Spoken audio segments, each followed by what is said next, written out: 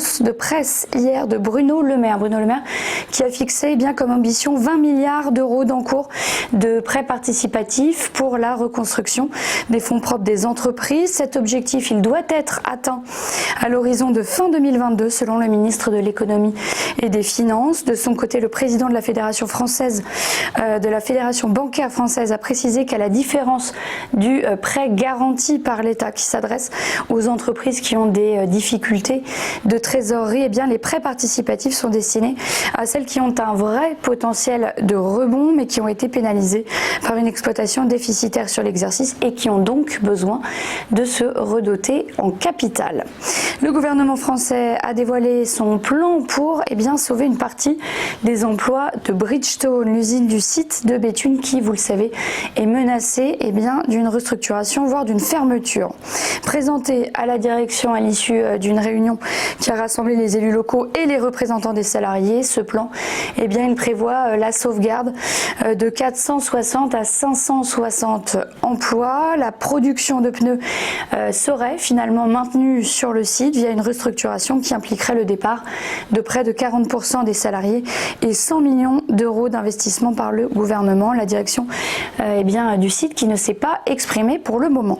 Et puis enfin on termine avec les discussions entre l'Union européenne et le Royaume-Uni concernant le Brexit. Toujours aucune issue. Le ministre chargé de la coordination de l'action parlementaire, de l'action gouvernementale au Parlement a estimé hier que reprendre les négociations commerciales post-Brexit avec l'Union européenne n'aurait pas de sens puisque Bruxelles ne change pas sa position. Le sommet européen de la fin de semaine dernière n'a rien changé, n'a laissé, je cite, aucune base pour trouver un accord selon Michael Gove. S'il a salué les déclarations récentes de Michel Barnier, le négociateur européen qui s'est dit disponible pour intensifier les discussions, le ministre maintient la position du gouvernement mené par Boris Johnson, ne rien lâcher en misant sur un assouplissement des conditions de l'Union européenne.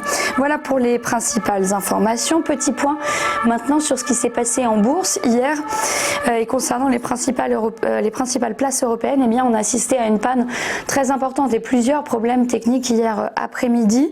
Le CAC 40 aurait donc fini en hausse de 0,14%, contrairement à ce qui a été annoncé. C'est un chiffre annoncé par Euronext à l'AFP, soit 4 929 points. Le FTSE aurait perdu donc 0,59%, le DAX 0,42%.